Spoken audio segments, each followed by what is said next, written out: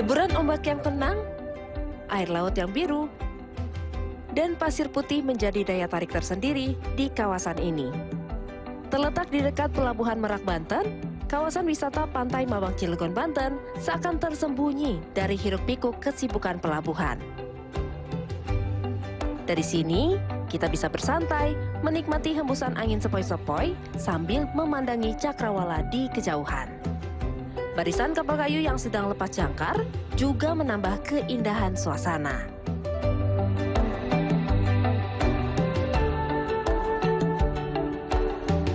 Tapi, ada satu tempat wisata yang bisa kita datangi dari pantai ini. Caranya mudah, cukup naik perahu motor yang sudah terparkir rapi di bibir pantai. Tarifnya juga cukup murah, hanya Rp15.000 per orang untuk pergi pulang. Pulau Merak kecil. Yang pertama emang ngeliat review di medsos dan ada rekomendasi dari teman juga yang tinggal di Cilegon. Dan pas lihat ke sini ternyata menarik juga dibanding tempat yang lain. Ternyata hidden gems lah kalau orang bilang ya. Yang penting ada lagi low budget. Dengan beberapa orang kita sudah bisa menikmati view pemandangan, lautnya juga bagus. Itu aja sih menurut aku sih. Pulau Merak kecil ini menjadi salah satu hidden gem atau tempat wisata rahasia yang belum banyak diketahui orang. Tarif masuknya juga cukup murah, hanya Rp2.000 per orang. Nah, buat sahabat yang lagi mencari lokasi wisata untuk berlibur, pulau ini bisa menjadi pilihan. Dari Cilegon, Banten, Felicia Wu dan Ian Muhammad, RTV.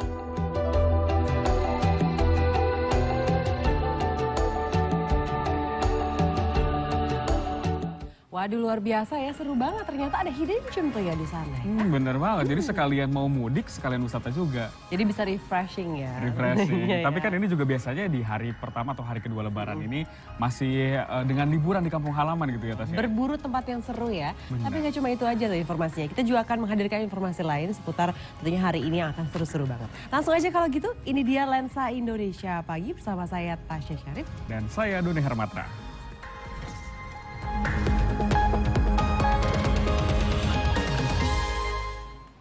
Ya, sahabat RTV, di hari kedua lebaran ini meskipun sudah berangsur normal, namun kendaraan pemudik masih banyak terlihat di dermaga eksekutif Pelabuhan Merak. Dan saat ini pemudik bermotor juga sudah bisa menyeberang dari Pelabuhan Merak. Selengkapnya kita ikuti laporan reporter Felicia Wu dan juru kamera Ian Muhammad dari Pelabuhan Merak, Banten. Ya, sahabat RTV, di hari kedua lebaran terpantau situasi di dermaga eksekutif Pelabuhan Merak masih banyak pemudik yang akan melakukan perjalanan ataupun menyeberang ke Pelabuhan Bakauheni, Lampung, di mana ini memang masih didominasi oleh kendaraan pribadi baik itu berplat B dan juga A. Jika kita bandingkan dengan hari-hari sebelumnya, ini memang sudah terpantau normal. Untuk perjalanan ke Pelabuhan Merak juga lancar, tidak ada antrian panjang di pintu masuk dermaga, dan di kantung-kantung parkir juga masih terlihat kosong, sahabat. Dan informasinya, sejak kemarin, ini untuk pemudik yang menggunakan sepeda motor, sudah bisa kembali menyeberang melalui Pelabuhan Merak. Dan untuk waktu-waktu tertentu yang memang menjadi favorit bagi para pemudik, ini memang masih menjadi waktu favorit karena mereka menghindari cuaca panas. Dan juga ketika mereka menyeberang, mereka masih bisa beristirahat. Selain itu, nanti juga setelah beristirahat, mereka bisa melanjutkan perjalanan untuk bertemu dengan keluarga tercinta. Dan kami juga kembali mengimbau bagi sahabat RTV yang nantinya akan melakukan arus balik. Ini untuk dihindari pembelian tiket minimal H-1 sudah memiliki tiket dan juga tidak perlu terburu-buru untuk menuju ke pelabuhan jika tidak sesuai dengan jadwal, karena itu bisa menimbulkan penumpukan kendaraan seperti yang pernah terjadi pada puncak arus mudik kemarin. Dari Pelabuhan Merak, Banten, Felicia Wu dan Ian Muhammad, RTV. Nah, dari pesisir barat kita ke wilayah Pantura, sahabat RTV, tepatnya kota Cirebon, Jawa Barat, yang menyimpan ragam kuliner legendaris, salah satunya empal gentong. Nah, ini di sela-sela peliputan arus mudik, reporter Salsabila Al-Katiri dan juru kamera Budi Utowo menyempatkan diri untuk mampir dan mencicipi sajian khas yang banyak dirindukan pemudik itu. Seperti apa ya penyajiannya? Ini dia ceritanya.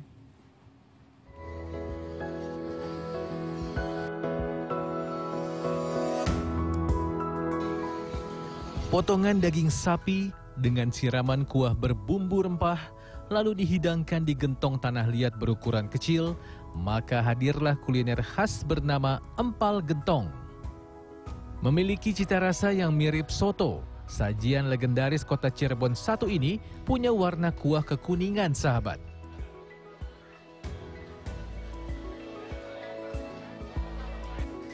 Disajikan dengan nasi putih, cita rasanya yang penuh kesederhanaan ini selalu membuat para pemudik rindu akan rasanya. Rasa kangennya tuh gimana gitu kalau Cirebon nggak makan empal gentong ya. Selain itu juga memang rasanya enak, airnya, dagingnya, atau mungkin campur juga ada sih. Ada mungkin campur sama jeroan gitu kan. Kebetulan alhamdulillah saya nggak pantangan ya. Apa aja, tawarin apa mau aja gitu kan.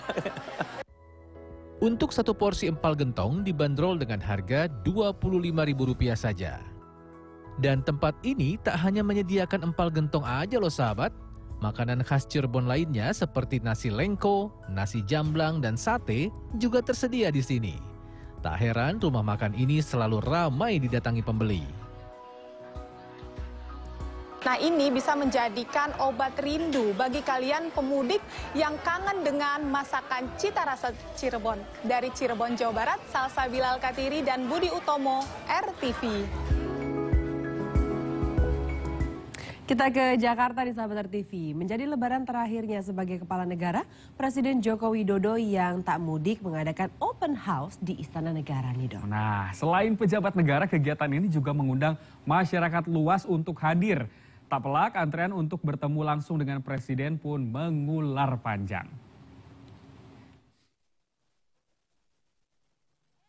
Antrian mengular di sepanjang Jalan Veteran hingga pintu gerbang Istana Negara. Masyarakat tampak antusias memenuhi undangan Presiden kepada rakyat dalam rangka open house untuk silaturahmi Hari Raya Idul Fitri. Namun acara ini hanya berlangsung selama 3 jam, yakni mulai pukul 9 pagi sampai 11 siang. Anak-anak hingga lansia bersemangat menunggu giliran bersalaman dengan Presiden Jokowi. Bahkan ada yang datang dari luar Pulau Jawa dan rela mengantre selama berjam-jam. Saya dari Padang. Iya. Oh, kemarin sore. Iya. Iya. Karena ada undangan open house, saya datang sini. Oh, rela supaya ketemu Pak Jokowi. Mudah-mudahan saya bisa ketemu supaya program dilanjutkan. Dari jam 8 saya bawa keluarga aja. Karena kan kami belum pernah lebaran di istana sekaligus kenal nama Presiden Jokowi, dan mudah-mudahan hari ini bisa ketemu ya. Ya, Idul Fitri tahun ini menjadi momen lebaran terakhir bagi Presiden Joko Widodo sebagai kepala negara. Dari Jakarta, Sekar Rasati, Indah Revina, RTV. Ini masih terkait open house nih, Tasya. Saat Ketua Umum PDI Perjuangan menggelar open house Idul Fitri untuk bersilaturahmi dengan keluarga dan kerabat dekatnya, ada tamu mengejutkan yang hadir di sana nih. Betul sekali, Doni. Ini para tamu itu adalah 4 menteri Presiden Joko Widodo dan mantan wakil menteri yang sekarang jadi tim kampanye nasional Prabowo Gibran. Apakah ini sekedar silaturahmi lebaran atau silaturahmi politik ya? Kita simak bersama informasi selengkapnya.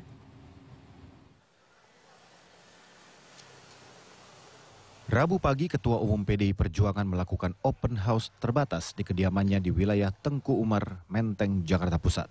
Megawati berhalal bihalal dengan keluarga dan sejumlah kerabat dekatnya.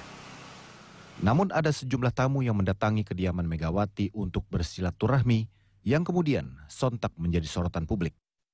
Mereka adalah para menteri Presiden Joko Widodo, antara lain Menteri PUPR Basuki Hadi Mulyono, Menteri Luar Negeri Retno Marsudi, Menteri Keuangan Sri Mulyani, dan Menteri Kesehatan Budi Gunadi Sadikin.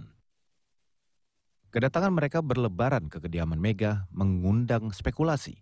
Apakah momen ini menjadi tanda mulai cairnya hubungan Jokowi dengan Mega pasca pemilu? Sekjen PDIP Hasto Kristianto mengaku tak ada pesan khusus yang diberikan Megawati kepada 4 menteri Presiden Jokowi tersebut, meskipun diakui Megawati menyambut baik kedatangan mereka. Sebagai contoh juga telah hadir beberapa jajaran menteri yang menjadi sahabat Ibu Megawati Soekarno Putri, seperti Ibu Sri Mulyani, Bapak Basuki, kemudian Pak Budi Sadikin hadir, juga Ibu Retno, Menteri Luar Negeri. Meskipun Ibu Mega tidak mengadakan open house, tetapi kehadiran sahabat-sahabat beliau itu menunjukkan bagaimana semangat persaudaraan itu sangat kuat, yang juga diteladani dari seluruh sikap pemikiran dari Ibu Megawati Soekarno Putri. Selain keempat menteri, juga hadir dalam silaturahmi di kediaman Presiden ke-5 RI tersebut adalah Rosan Ruslani, mantan Wakil Menteri BUMN yang kini menjadi Ketua Tim Kampanye Nasional pasangan Prabowo Gibran. Namun hanya lebih kurang 5 menit, Rosan kemudian meninggalkan kediaman Megawati.